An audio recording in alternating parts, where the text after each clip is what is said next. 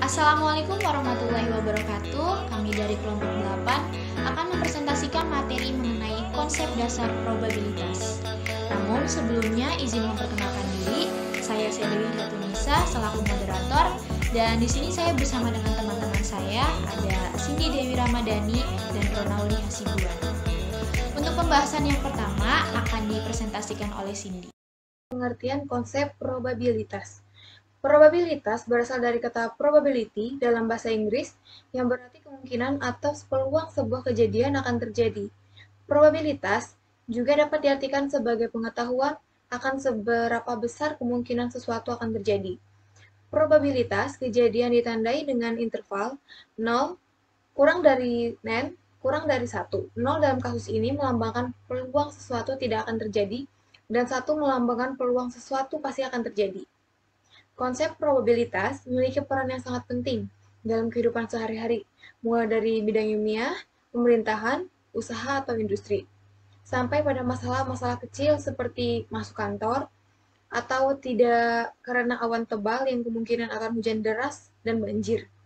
Dalam mempelajari probabilitas, ada 3 kata kunci yang harus diketahui, yaitu eksperimen, hasil outcome, dan kejadian atau peristiwa. Selanjutnya, macam-macam probabilitas. 1. Probabilitas priori, yaitu probabilitas yang disusun berdasarkan akal, bukan atas pengalaman. Seperti untuk mengetahui peluang keluarnya mata dadu, maka berpeluang 1/6, karena jumlah mata dadu ada 6. 2. Probabilitas relatif frekuensi, yaitu probabilitas yang disusun berdasarkan statistik atau fakta empiris. Di sini didasarkan oleh fakta-fakta yang sering terjadi, seperti setiap wanita berusia 26 tahun memiliki probabilitas 971 yang dapat mencapai umur 27 tahun. Artinya dari 1000 wanita umur 26 tahun akan meninggal sebanyak 29 orang. Selanjutnya, pendekatan perhitungan probabilitas. 1. Pendekatan klasik. Pendekatan klasik mengasumsikan bahwa sebuah peristiwa mempunyai kesempatan untuk terjadi yang sama, equally likely. Probabilitas suatu peristiwa kemungkinan dinyatakan sebagai rasio antara jumlah kemungkinan hasil dengan total kemungkinan hasil, rasio peristiwa terhadap hasil. Pada suatu percobaan, di mana hanya ada satu peristiwa yang akan terjadi, sehingga peristiwa lain tidak dapat terjadi pada suatu percobaan, dengan waktu yang sama dikenal dengan peristiwa saling lepas. Rumusnya, probabilitas suatu peristiwa sama dengan jumlah kemungkinan N hasil per jumlah total kemungkinan N hasil, atau PA X per N. Keterangan, PA probabilitas terjadi kejadian A, X peristiwa yang dimaksud, N banyaknya peristiwa. 2. Pendekatan relatif. Berbeda dengan pendekatan klasik, besar probabilitas suatu peristiwa tidak dianggap sama, tetapi tergantung pada berapa banyak suatu peristiwa terjadi dari keseluruhan percobaan atau kegiatan yang dilakukan. Rumus, probabilitas kejadian, jumlah peristiwa yang terjadi per jumlah total percobaan kejadian.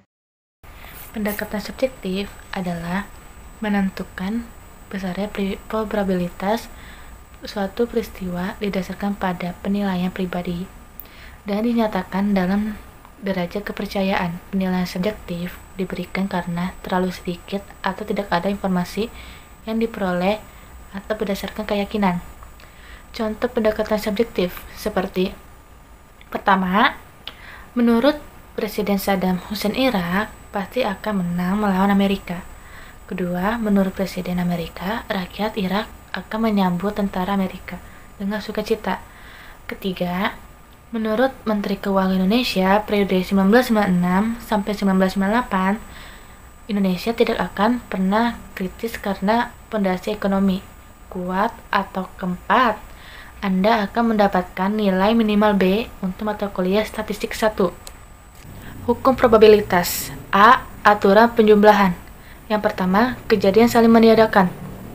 2 peristiwa atau lebih disebut saling meniadakan jika kedua atau lebih peristiwa itu tidak dapat terjadi pada saat yang bersamaan. Jika peristiwa A dan B saling menyediakan, probabilitas terjadinya peristiwa tersebut adalah PA atau B sama dengan PA tambah PB, atau PA gabungan B sama dengan PA tambah PB.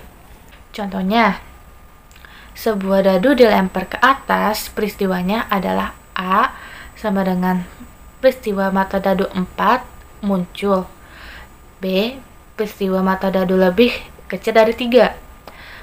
Penyelesaian PA sama dengan 1/6, PB sama dengan 2/6, sama dengan 1/6 tambah 2/6 sama dengan 0,5.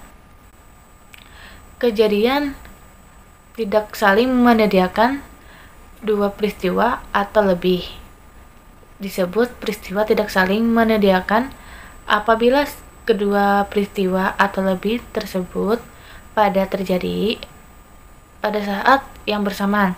Jika dua peristiwa A dan B tidak saling meniadakan, probabilitas terjadinya peristiwa tersebut adalah PA atau B sama dengan PA tambah PB kurang PA dan dalam kurung A dan B tutup kurung. PA gabungan B sama dengan PA tambah PB kurang PA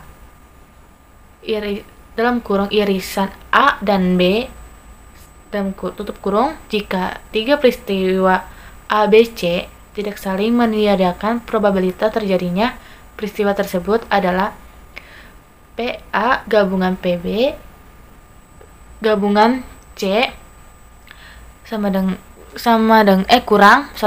kurang PA tambah PB tambah PC kurang P buka kurung A irisan B tutup kurung kurang P buka kurung A irisan C tutup kurung kurang P buka kurung B irisan C tutup kurung tambah P buka kurung A irisan B irisan C tutup kurung. Contohnya, dua buah dadu dilempar ke atas bersamaan apabila A peristiwa mata dadu 4,4 muncul, B peristiwa mata dadu lebih kecil dari 3 muncul. Tentukan probabilitas PA atau B. Penyelesaian PA kurang 1 sama dengan 1/36 PB sama dengan 14,36. PA buka kurung A irisan B tutup kurung sama dengan 0.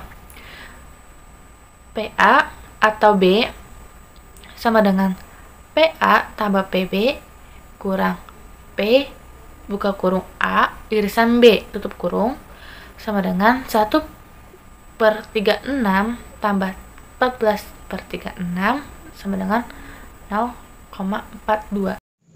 Setelah aturan penjumlahan tadi, maka selanjutnya ada aturan perkalian. Yang pertama ada kejadian tak bebas. Dua peristiwa atau lebih disebut kejadian tidak bebas apabila peristiwa yang satu dipengaruhi atau tergantung pada peristiwa lainnya.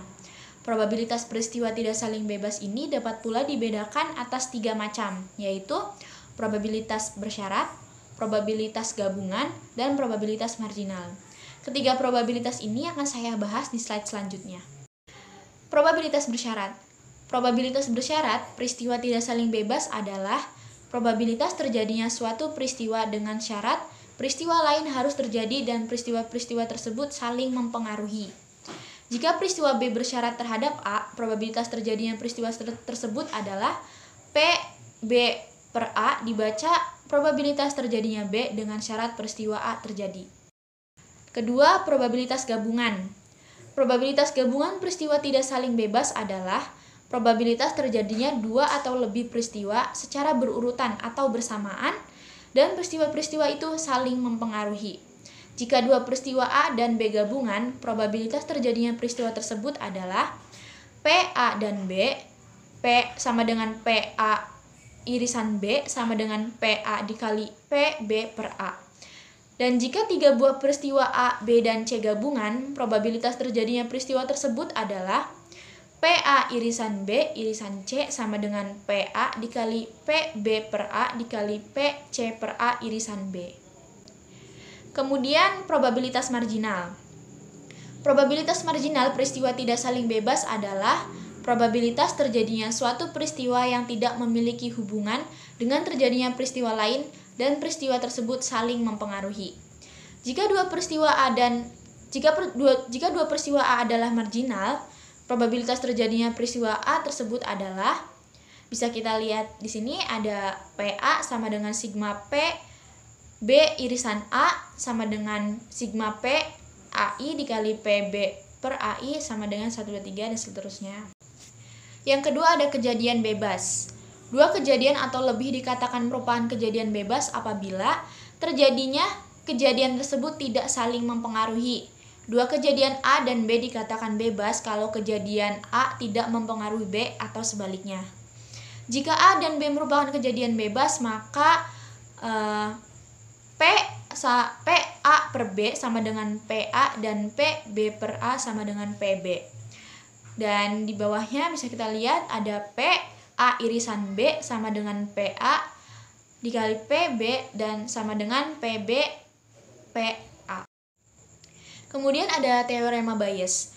Teorema Bayes adalah persamaan matematika yang digunakan dalam probabilitas dan statistik untuk menghitung probabilitas bersyarat. Dengan kata lain, teorema Bayes ini digunakan untuk menghitung probabilitas suatu peristiwa berdasarkan hubungannya dengan peristiwa lain. Teorema ini juga dikenal sebagai aturan Bayes atau hukum Bayes. Rumusnya bisa kita lihat di sini. Ini bentuk yang paling umum ya. Ada A per B sama dengan PB per A dikali PA dibagi PB. Mempelajari probabilitas ini tentu memiliki manfaat bagi kita, khususnya dalam kehidupan sehari-hari, seperti membantu kita dalam mengambil suatu keputusan, serta meramalkan kejadian yang mungkin terjadi. Jika ditinjau pada suatu penelitian, maka probabilitas ini memiliki beberapa fungsi. Yang pertama, membantu peneliti dalam pengambilan keputusan yang lebih tepat. Yang kedua, dengan teori probabilitas, kita dapat menarik kesimpulan secara tepat atas hipotesis yang terkait tentang karakteristik populasi. Dan yang ketiga, mengukur derajat ketidakpastian dari analisis sampel hasil penelitian dari suatu populasi. Nah, demikian presentasi dari kelompok kami. Kurang lebihnya kami mohon maaf. Sekian, wassalamualaikum warahmatullahi wabarakatuh.